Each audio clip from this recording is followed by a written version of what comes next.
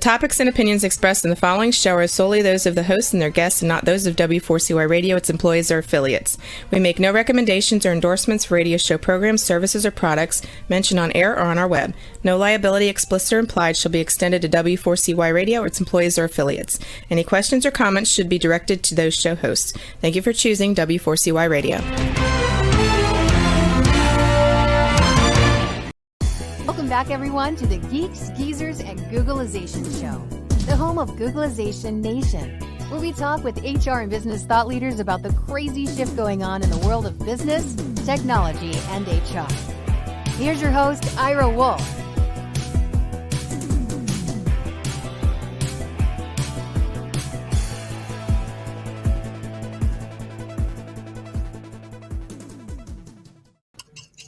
Welcome back, Googlization Nation listeners, to another episode of Geeks, Geezers, and Googlization, a podcast from the People Forward Network. We've got a really special episode today. We're going to be talking partly about the growth mindset, which if you have been watching the Olympics or you're just a human being on the planet and experiencing all this change, living in never normal, we're going to be talking about how you can help your employees develop a growth mindset. So first of all, for those who aren't familiar with it, we're going to be talking about what a growth mindset is, how we're going to be doing that. And then the underpinnings of that is the importance of microlearning, how that's revolutionizing and changing how we learn new skills, new abilities, how we teach, what it's going to look like in the workplace. So stick around to the end too, because we have a really big announcement. My name is Ira Wolfe. And I'm Jason Cochran. If you think this is just another podcast, think again. We're the heart and soul of crucial conversations focused on helping you reimagine your tomorrow and exploring the convergence of technology, people, and work. Jason, I can't believe how perfect our timing is for this episode, and we've been looking forward to it for a long time. I'm sure many of our listeners have been watching the Olympics. There's so many examples of what we're going to be talking about, this fixed and growth mindset that has impacted the performance of the exceptional athletes. But the one that stands out for me is Mikaela Shiffrin. For those who are watching it, you'll know the story. For those who you aren't, she really is one of the greatest skiers of all time, someone worthy of the title, the GOAT title, greatest of all time. And yet, in her two signature events, the first two events she had, which expectations were she was a given to win the gold medal, she was disqualified. But what was striking is it's not that she was disqualified or didn't make it. But here's someone who is on the gold. She's the top of the game. Her immediate comments after, when they said, "What do you think about this?" was, I started to second guess the last 15 years of my life, everything that I thought I knew about skiing and slalom and racing mentality. If that can happen to an Olympic champion like Shiffrin, can you imagine how that impacts the average person these days? No, I mean, that's incredible. For someone who literally is the best in the world, have something to question themselves. Or to feel that now that I've reached the finish line, what's next? What do I do next? That's a challenge. And many times that happens when we set goals. It's like, okay, you work so hard to get to that goal and you're doing the things you think are the best thing to reach it. But once you get to that point of reaching the goal, it's okay. What's next? What do I do next? Or if along the way you figure out, hey, the way I've been doing it to train or get ready for this goal to try and achieve it, actually it's not the best way. There's actually some better ways to do it. Then we have to unlearn some things. And that's where these adaptability skills that you're teaching us each and every week are so critical. And certainly the growth mindset's important because we should always be growing. We should always be learning new things that challenge our existing thinking in order to hit those new goals and aspirations that we set for ourselves or that our organization is setting for us to achieve as well. You know, it's so critical, and just going through that is that one is there's only 3% of all the athletes that participated. and this is at the Olympics. This isn't before all the qualifying rounds and local competitions. There's only 3% that ever make it to stand on the medal stand, and the same goes for the Super Bowl. So there's always losers, but you don't see everyone else who didn't win a medal quit or give up. They come back for other events. The snowboarder, if I can talk, Sean. I just heard an interview, and they were talking about it, and he was a little disappointed he didn't win the gold for his last time, but the last Olympics he didn't do, or 2 Olympics ago he didn't do too well, and he talked about what that was like and how he reframed his how he had to kind of regenerate a new mindset in order to come back. And he won gold last time, but he had an incredible career. And it just, I know you talk so much about stress and burnout and mental illness that to me, growth without a growth mindset, I think it's probably impacting a lot of people. I haven't seen the stats, but that's what we're going to talk about today. And we got 2 great guests, and I'm going to let you introduce them because you know them pretty well. Absolutely. Yeah. Very excited for today's episode for these guests, Eric Hiler and Scott Himes, my brothers in arms at Dulead, and the work that we're doing there to try and help overcome some of these challenges related to learning and development. And can't wait to bring them on here in just a few seconds to share with us things around growth mindset and just quite frankly, what kind of technology really helps people learn best over time and develop growth mindset. Because unfortunately, a lot of the tech that we're using isn't structured that way to truly help us learn and develop over time. It ends up being more like cramming for that exam like we all have done in college. So without further ado, let's bring on Eric Hiler and Scott Himes of Dulead. Hello, guys. Welcome to Geeks, Geezers, and Googlization. So, hey, guys. Glad to be here. How timely is this? I think we've got all the bases covered. We got geeks, we got geezers, and we're talking about technology. We're talking about the convergence of people, technology, and business today. So I don't know if this is. I can't imagine a better topic than this, and so grateful to have you guys here because we've been on a really interesting journey the last few months together, which we'll get to at the end. And part of that's about the growth mindset. So very appropriate topic. Scott, I'm going to throw this to you. I'm going to throw the first question to you about growth mindset. And, we could, again, Jason and Eric, please chime in and things that we're missing. But let's talk about what a growth mindset is just for a minute, so everybody's on a level playing field here. Sure. Yeah. It's the idea that my abilities, my talents, my intelligence, my skills, they can be developed. They can change over time, versus the opposite of that would be a fixed mindset, which basically says, I have what I have, I can't really get any better. I can't improve. I was born with a set of skills and that's what I have for my life. And I'll do the best I can with it, but I don't really have any hope or expectation that they'll change. Yeah. And I think, Jason, when we were both going through our dialogue and describing that, I think anyone who has ever said, well, I'm just not good at that. I just, as Michaela Schifrin said, maybe I'm just not that good. Here's the GOAT of skiing and slalom and says, maybe I wasn't that good. And it's really a blow to our self-confidence. And there's so many people there right now I'm just smart enough. I'm not good with technology. I just can't do this. I don't have the right background. I don't have the education. There's so many I just don't have that, which I think epitomizes what the fixed mindset is.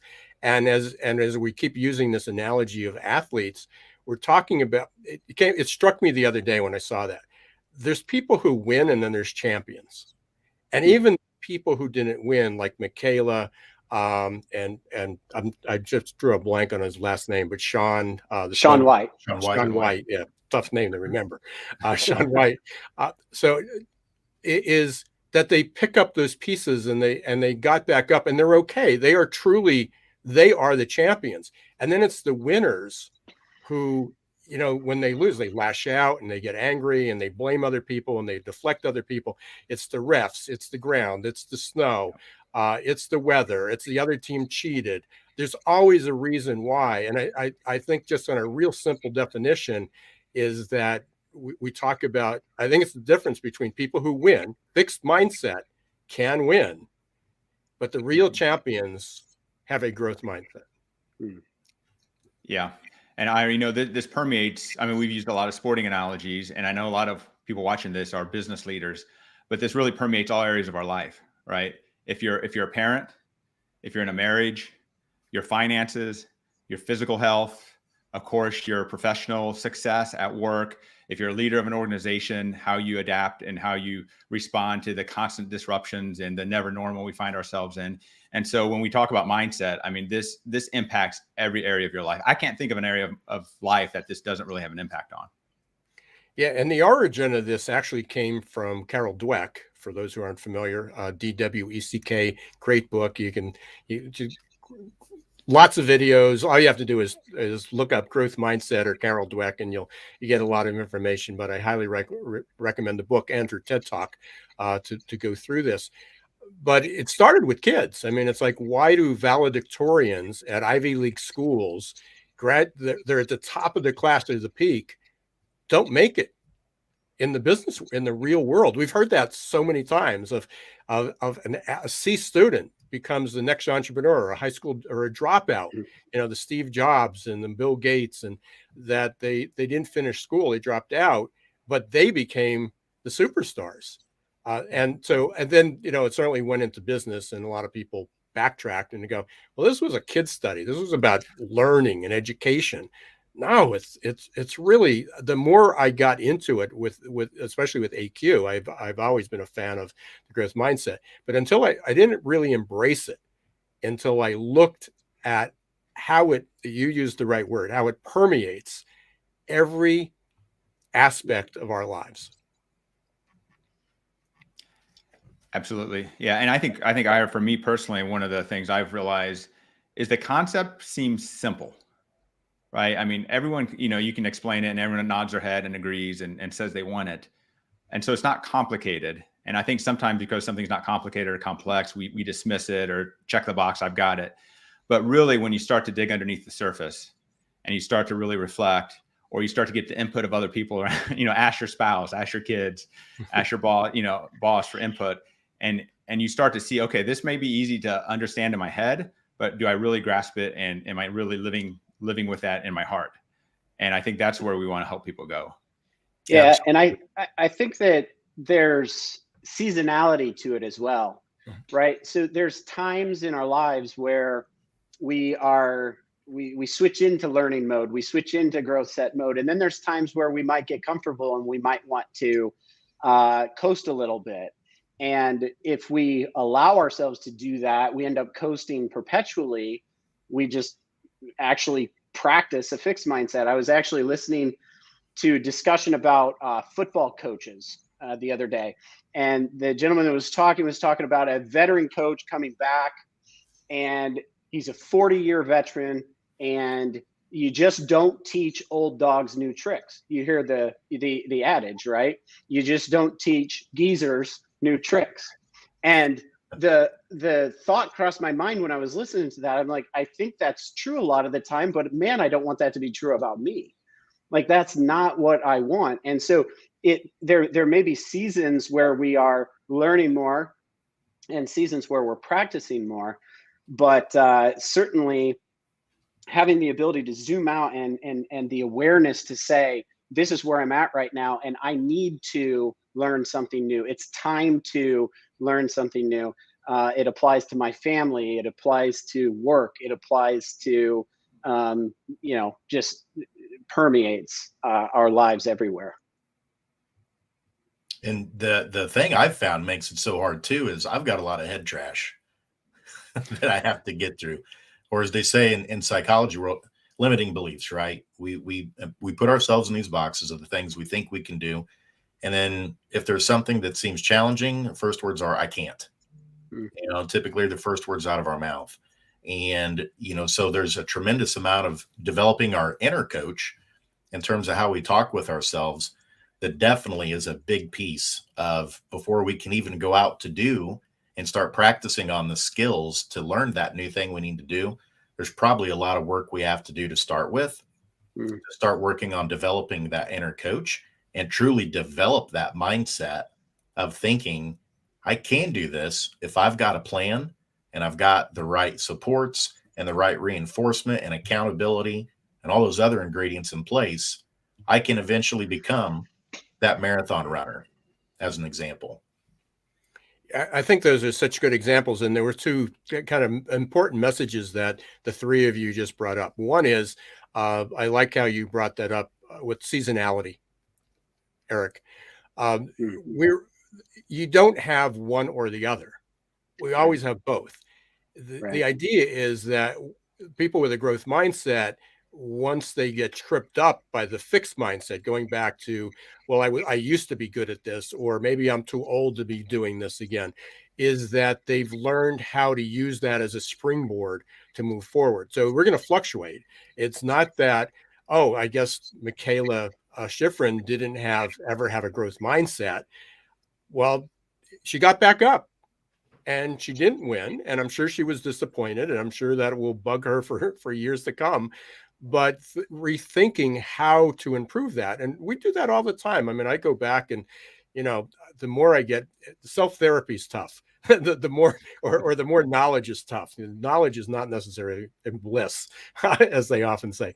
There are so many things I go back to that I would do differently now, that I looked as I'm not good enough. I defeated, I was watching, I wrestled in high school, and I really wasn't very good. I was a defensive wrestler.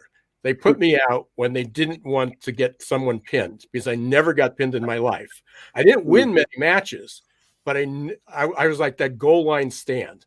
I wasn't giving up 6 points. The worst I would do is give up 3. So that's how I got positioned. But when I look back at how I started to buy into that I just wasn't good enough to win, but I was good enough not to lose, and how I would do things differently. I mean, there's so many things. There's courses I didn't take. There, so often you take classes because that'll preserve my 4.0, and you don't challenge yourself. And then it's like, we're in business. How many opportunities do leaders turn down because someone is going to say, well, I thought that's what we paid you for. Why are you going back to school to learn that? Why do you need a coach? You're the top of the game. It's over and over again. Again, there's a million examples. I'm sure you can, you all have others to share. It strikes me, artists, right? So an artist might come out with an album and it could blow the world up, and everybody thinks, oh, this is the greatest thing in the world. And they live off it for a period of time.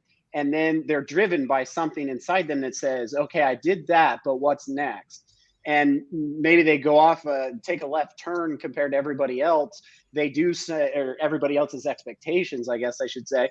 And they come out with something, and it ends up often getting labeled the sophomore slump, or say it's not good enough. But that artist was out there doing something. They created something everybody cared about. They went and did the next thing. They're, an artist who lives the rest of their lives off of one hit. We might even enjoy the hit, but we're all kind of a little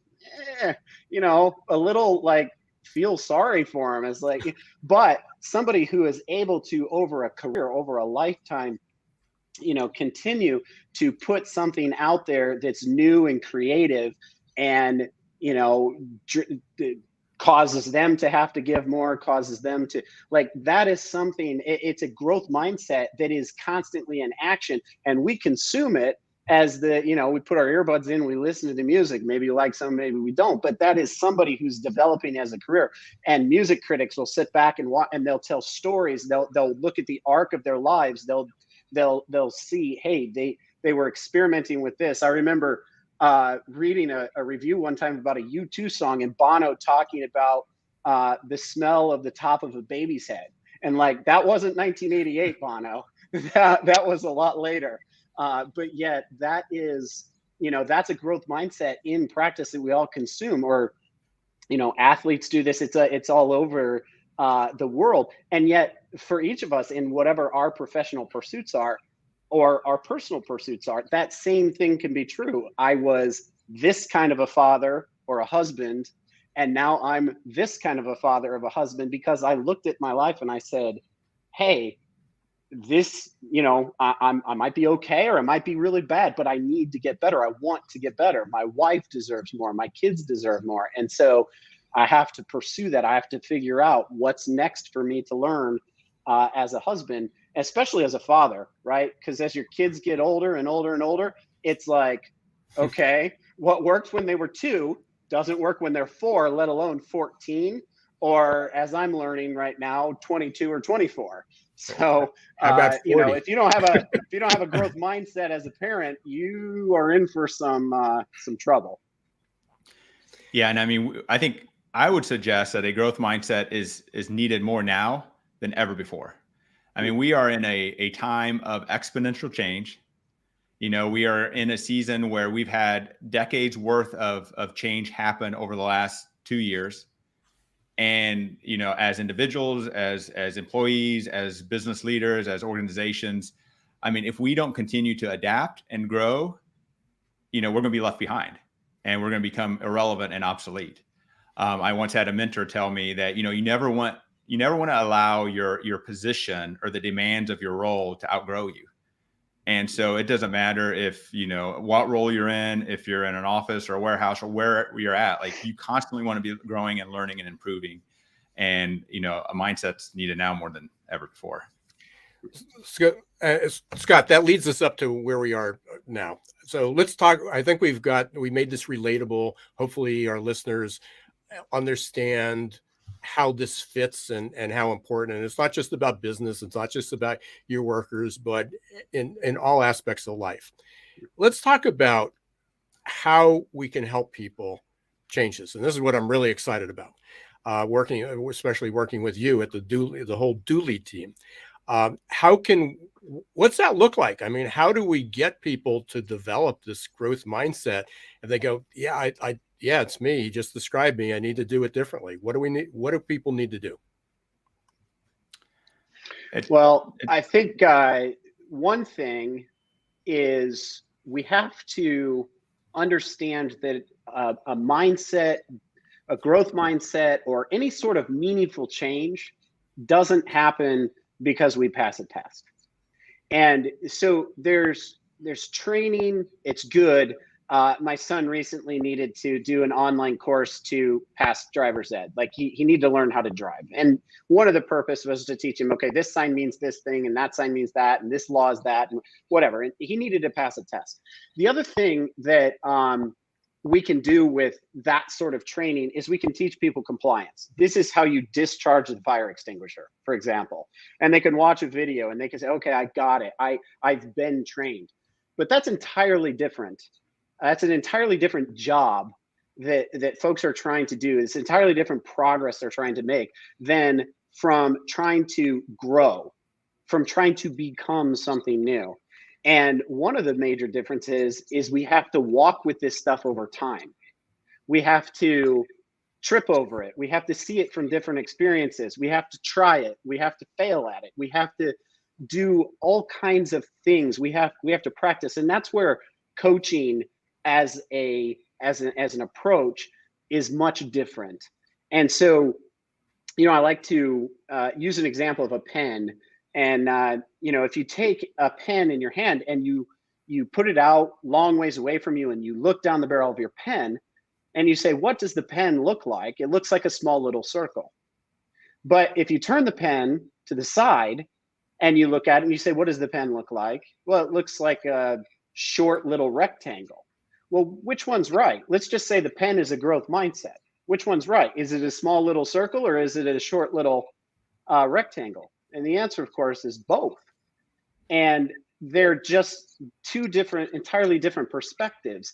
And if we don't recognize the perspectives around a topic like growth mindset, if we don't work with those perspectives, if we don't recognize that, the pen also has writing on it and it's got blue on one side and you can take the cap off of it, right? There's so much richness and context around a topic, especially like growth mindset, that you can't just, it's not sufficient to just learn it to pass a test about what is the growth mindset and to be able to regurgitate. If you want to actually develop a growth mindset, you have to walk with that content, yes, that teaching, instruction, the training, yes, but you have to practice it.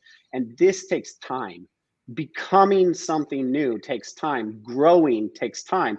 And so the question is, how do we walk with this thing? How do we challenge ourselves? How do we stub our toe without, breaking our toe? How do we do these things? And that's really a challenge that frankly we're excited about, trying to figure out how technology can help. Yeah. So go ahead, Scott. Okay. Yeah. So I think what Eric said was, here's what we're not going to do. We're not going to go to a half-day workshop. We're not going to do an online course. We're not going to have you read a chapter in a book or watch a video and then take a test, right? Those are things that if you just need the knowledge, sure, they'd be fine, but it doesn't really help with change in how we grow and how we live. So the visual I like to think about is, Eric used this visual of like walking with you. What would it look like if you could hire or have a mindset coach, and let's say for 30 days, and it was someone that was with you each day, spent a little bit of time with you, gave you some information, challenged you to practice it, to put it in and take action on it at work, challenged you in different ways, allowed you times for reflection. You could provide feedback, and, based on your learning style, they didn't just make you read, or they didn't just make you watch video. Like there's a variety of ways of approaching it, looking at that pen from different ways, like Eric talked about. And so, think how powerful that would be with a topic as important as mindset, to have someone come alongside you for 30 days. And it's done via technology, so it's not disruptive. It doesn't take a lot of time, but it's done in a way that fits in your schedule and the flow of work. Just think about the type of change that could happen. And so I think that's what we've put together here.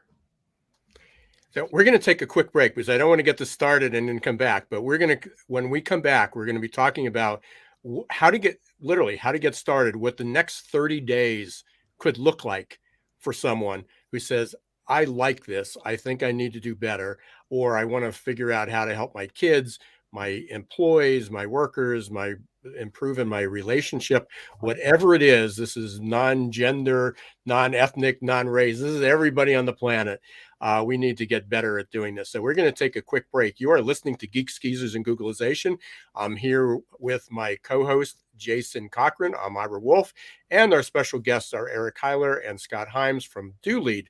We will be right back, continue the conversation about growth mindset and microlearning. Change doesn't pick favorites. No matter who you are or where you live, the year 2020 was filled with one unexpected challenge after another.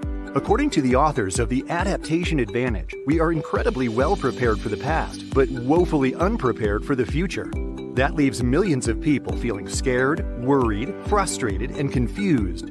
Whether you're the owner of a business or a worker out of a job, adaptability is now an essential skill you need to ride the next wave of normal. The good news is that science shows that adaptability is learnable. Adaptability gives us the confidence and courage to think about change and embrace opportunity in the right way. Adaptability gives us hope for a better future. And goodness knows we need hope. Are you ready to embrace change and double down on your future? Contact Success Performance Solutions today to schedule a consultation about how you can reimagine your team's future, how you can begin to think about opportunity the right way.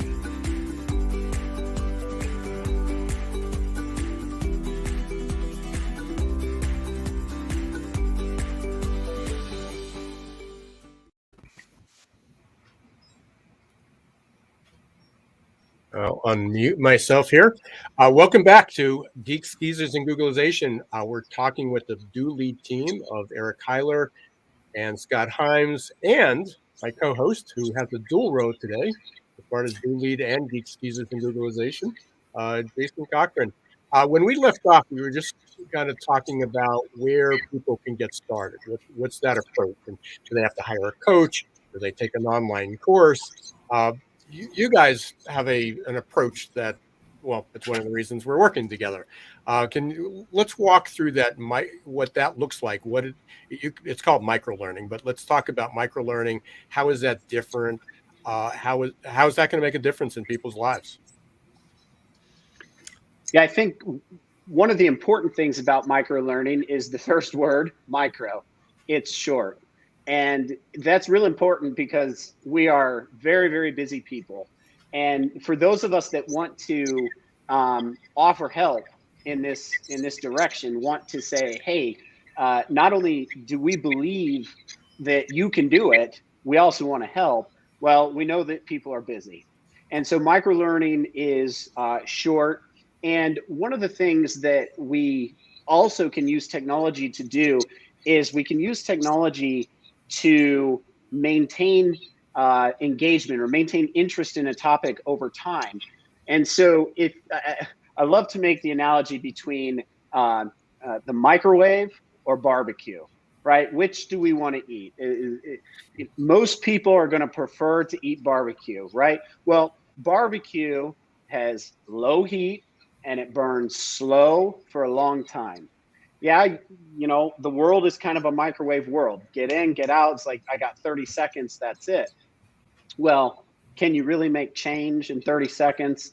You can give somebody a laugh. We watch a meme, we watch a funny TikTok video. We can laugh in 30 seconds.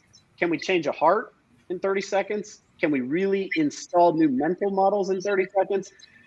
Maybe, but it's 1 in a million, right? And so most of us need to interact with material multiple times. There's the old adage, you got to hear something 7 times before you believe it. And I think it might be true that once you hear something 7 times, you believe it, even if it's not true. And so one of the things that we like to do is we like to say, okay, we have this truth about a growth mindset. And so how can we get bite-sized pieces, bite-sized perspectives, again, both the little circle and the short rectangle, both those perspectives, give them to people over time, let them work with them, let them wrestle with them, let the back part of their brain work on them when they're not even thinking about them, let it burn low and slow. And so that's kind of our approach. That's our technological approach. The technology can help us with that, to be able to deliver it, put it in folks' hands so that they consume it when it makes sense for them. And we'll do that over time with a topic for specific outcomes. And that's kind of maybe the quick version of our philosophical approach to using microlearning for actual growth objectives. Yeah, and when Eric mentions technology, I don't want people thinking that this is a website they've got to log into or an app they've got to download. I mean, we have app fatigue, right? We all have too many apps on our phones. The last thing we need is another password to remember, some software to install on our computer, or an app to download with notifications that's going to interrupt us. And so we use what we call push technology, one-touch push technology. And so whatever method people engage, if they want email or if they want text or both, when something needs to be delivered, we'll reach out to them. And as long as you know how to use email or text and you can click on a button, then you're able to enter into the experience and engage with the content or engage with the experience, whatever it might be for that day or for that specific step. And so this means, if you're a stay-at-home mom that's wanting to grow as a parent, you can use this. Or if you're an IT professional, you can use this. And so we've tried to remove all of the barriers and all of the frustrations that frustrate us with technology, but also keep the advantages and the benefits that we get from using a technology-enabled solution. So Scott, you're kind of, go ahead, Eric. Sorry. No, I was just going to add to that and say, and it's about creating experiences as well. So this is not, we use technology to get to get stuff done, but it's not about the technology in any way. It's about the experience. And so, yeah, one of the obvious things is, hey, here's a great video or here's something, but it's really about creating something in real life. we want to prompt real life stuff to happen. And so it's conversations or it's challenges, it's going and practicing, and then having the opportunity to say, here's how it worked, or it didn't work, whatever the case may be. And so, even though we are a technology company and we use technology, it's a human outcomes that we're after, and the technology is subservient to that. And so it's really about creating memorable, fun experiences around a topic like growth mindset, so that folks that go through it, when they participate in it, it's memorable, and it really helps them learn by consuming over time, wrestling with it over time, working with it over time, just like a great coach would do if you hired them to walk alongside you and say, hey, here's what would they do? Like, that's what the experiences are designed to do for folks. Scott, hey, I'm interested, ready to go. What would a 30-day journey, we talk about the experience or a journey, what does that look like? What type of commitment, what type of, we talked about articles or videos. There's a variety of different resources that you helped me help develop for the growth mindset journey. Walk us through that. What? Sure. No, great question. So what it is it's like you said, it's a 30-day experience. You get the equivalent of 4.5 hours of content. So you could imagine you could go to a half-day workshop, or you could engage with this in a way that's much better at projecting, causing growth to happen. So it's about 4.5 hours of content total, but that's spread over 30 days. So a typical day is anywhere from 5 to 10 minutes at most of content and material. Some days there's nothing, right? It's not like there's something every day, but some days there's nothing. And so it has world-class content. There's 13 different mindset thought leaders. Some of them are Stanford professors. Some of them are researchers and scientists. Some of them are business leaders and psychologists. And so you're learning from a variety of experts on mindset, and it addresses mindset in a variety of areas of life. And so, there's a lot of business application, but there's also a lot of application to just other areas of life. And that's been very intentional, because mindset isn't just a business topic, right? It impacts all of us. So beyond the content, you're going to be challenged, and you're going to have opportunities to practice it. I mean, at the center of it, there's actually an entire challenge week, and where the whole focus is on, what you've been learning, what you've been testing out and experimenting with. Let's put that into action, and let's learn from that. And then there's other tools throughout it. For example, there's guided journaling exercises, right? There's opportunities if you want a real life coach or maybe a manager to go through this with you and to help you and give input. You can use that. You can invite someone else along.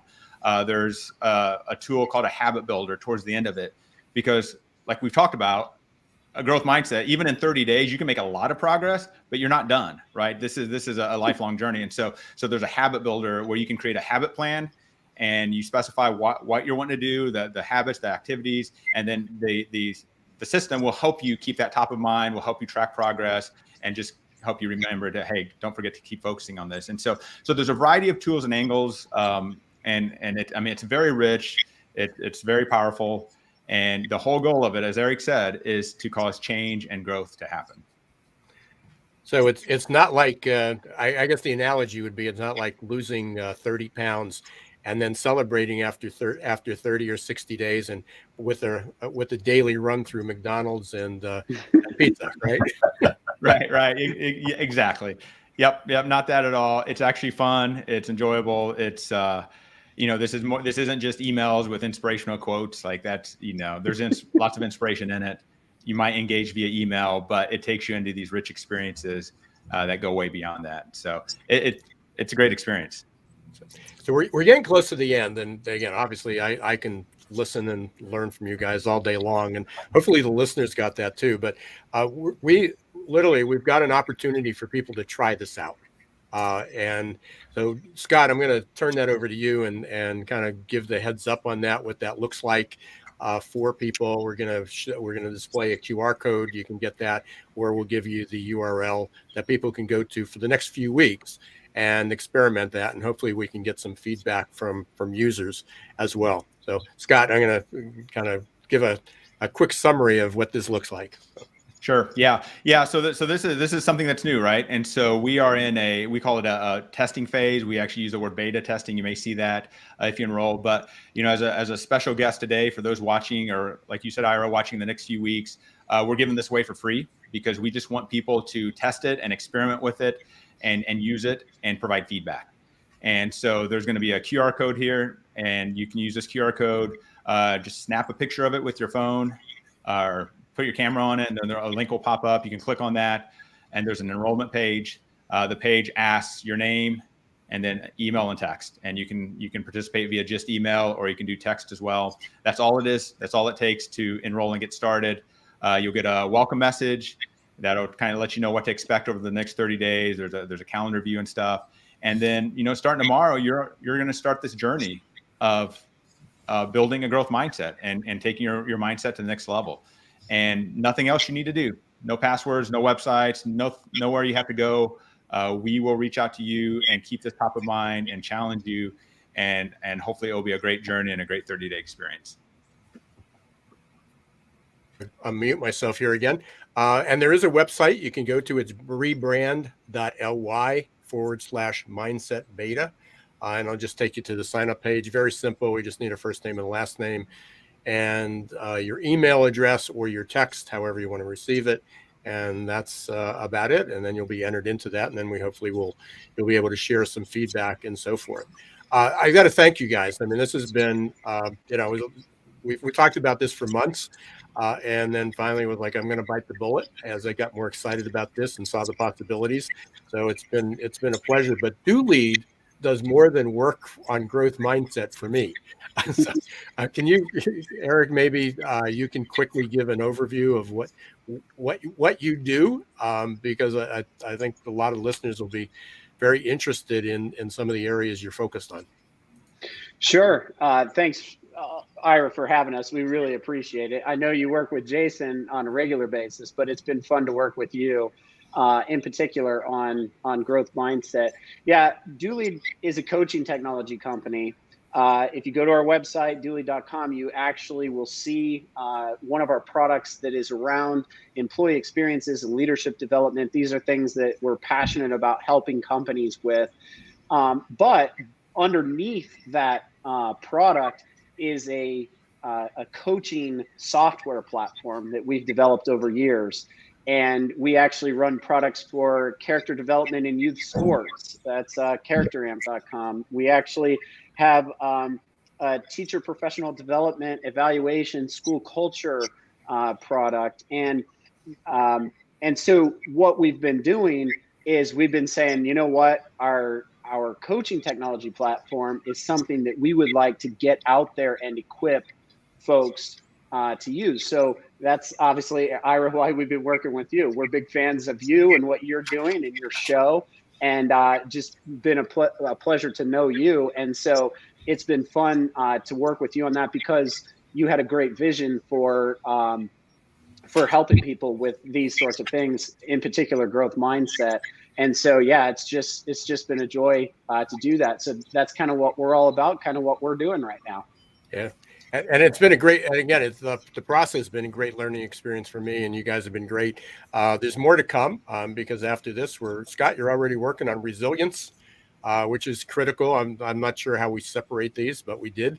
And then we're going to move to grit, and then we're going to go down the AQ line, but really appreciate it. And thank you.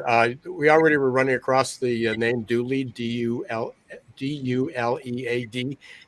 For those who are listening and not watching, you can go up and check out the site and reach out. What's the best way to reach you guys? I know how to do it, but for other people, other than Dulead, what's the best way to reach you, each of you? I'm probably most active on LinkedIn. So, and LinkedIn Connect, love to hear from you. Yeah, I mean, I'm on LinkedIn as well. On the website, there's a contact, request form there too. I think those go directly to Jason. So, but whatever, you can get to us through that as well. But by all means, love to connect on LinkedIn, and the website contact form would work as well. And the one thing that you didn't directly mention, and I think this was so critical, and I just I told Jason, I just rediscovered it again. I mean, you're using this program to help companies reduce turnover. Yeah.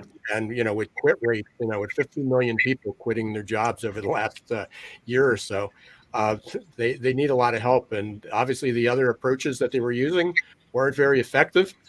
and so hopefully, helping coach people through this, through micro learning experience is going to help a great deal. So for those of you who think this is sure. growth mindset and coaching, no, it's a tool to help get turnover under control. So, no doubt. That. Hey, thanks, guys. Stay safe. Hopefully, we'll see you guys in a couple months when I'm out your way. Absolutely. Yep. That'll be for fun. sure. All right. Hey, thanks. Thanks, Thank guys. you, See you soon. Jason, you introduced. Well, I got introduced to you, and then you introduced me to Dulead, and didn't. So it was kind of interesting company, but I didn't see how it fit in my world, and now it is my world. So appreciate it. Again, I don't know if there's any. You hear this all the time. I don't know if there's anything that stood out for you that you might not have thought of, or in the perspective of what Scott and Eric were talking about today. Yeah, I mean, there's so much important stuff that they shared there together today. My guess would be for some of the listeners, they might be wondering, well, how is this different from like a learning management software system? Like we have an LMS with modules. And there's really important differences that Eric and Scott brought out in there. The LMSs are really great if you're onboarding a new employee, like a sales rep, and you're trying to give them the nuts and bolts of here's the script that we're using, for your calls and things like that. Training in LMSs, they're really good for that. What they are lacking in is they're not coaching platforms. They aren't made to work on things that we call human skills, like the things we talked about today around adaptability, resilience, grit, other things like empathy, authenticity, vulnerability. Those are things that have just as much to do with your heart as they do your head. And those are the things that LMSs don't really do. They typically have learning modules that you go to. It can be cumbersome to get there. And then you're watching 30-minute videos and taking the test, like Eric said. But when you're talking about shaping human skills like your heart, becoming a better human being, those are habits. And those are different kinds of tools that you need in your toolbox in terms of the technology you're using to make things experiential. For there to be spaced repetition where you're coming back and reviewing and practicing things as you're learning them in the small micro learning chunks. And so hopefully our listeners got that today. I'm sure they did from what Scott and Eric and you were sharing, is that, don't bring an LMS to this job alone in terms of people development. It's good for the training on the nuts and bolts of the job.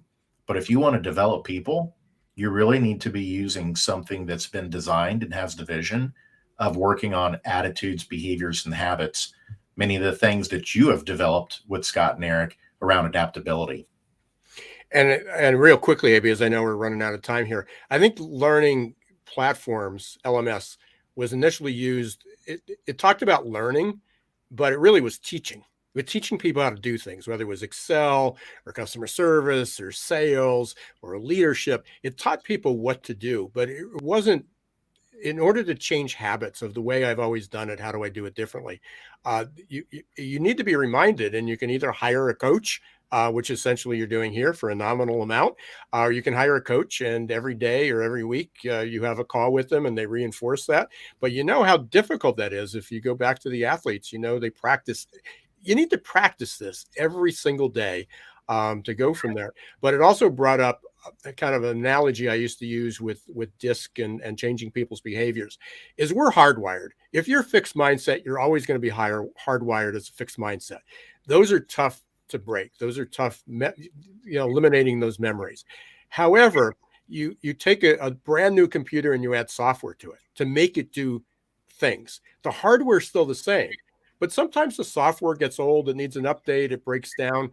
That's what growth mindset is. That's what resilience is. That's what this micro learning is.